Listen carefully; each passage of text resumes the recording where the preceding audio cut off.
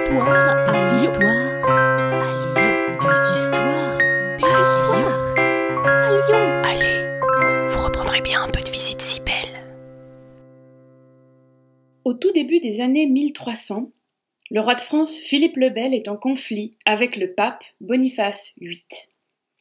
Le pape avait fait publier un texte affirmant que le pouvoir spirituel qu'il représentait était supérieur au pouvoir temporel des rois.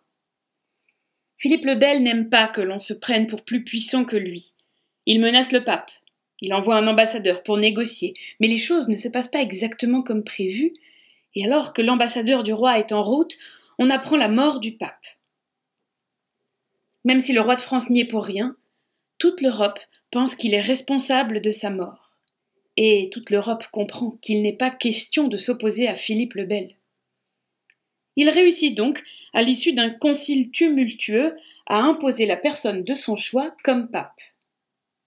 Ainsi, le 14 novembre 1305, le pape Clément V est couronné à Lyon. Le roi n'est pas présent, mais il a envoyé son frère, Charles de Valois. La messe a lieu à l'église Saint-Just, sur la colline de Fourvière, vers le sud. Après la messe, un convoi se met en route pour rejoindre la cathédrale Saint-Jean. Le cortège passe les remparts de la ville et entre par la montée du Gourguillon. Ce jour-là, la foule se presse de toutes parts.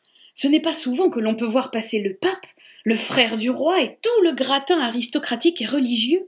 Les badauds sont nombreux, bien qu'on les empêche d'accéder directement à la rue.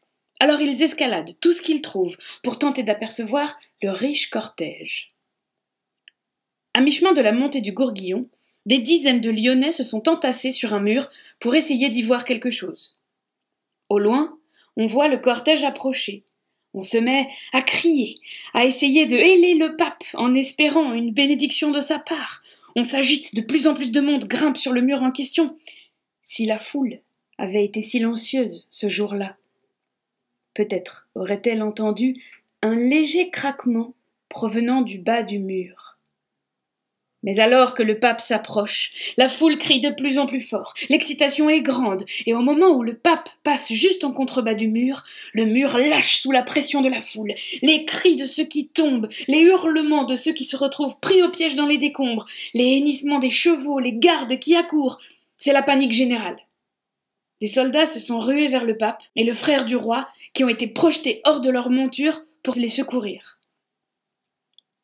On déplore quelques morts. Les badauds essentiellement, mais aussi le duc de Bretagne. Le frère du roi est blessé, le pape, lui, n'a heureusement rien de grave.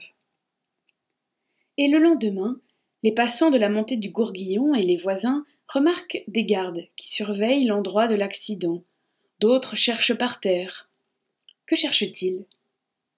Très vite, la rumeur se répand dans toute la ville. Dans sa chute, le pape a perdu le diamant de sa tiare. Le diamant n'a pas été retrouvé. Il est forcément encore là quelque part. Et en moins de 2 heures, les soldats se retrouvent poussés par des centaines de Lyonnais venus tenter leur chance pour essayer de retrouver le diamant du pape.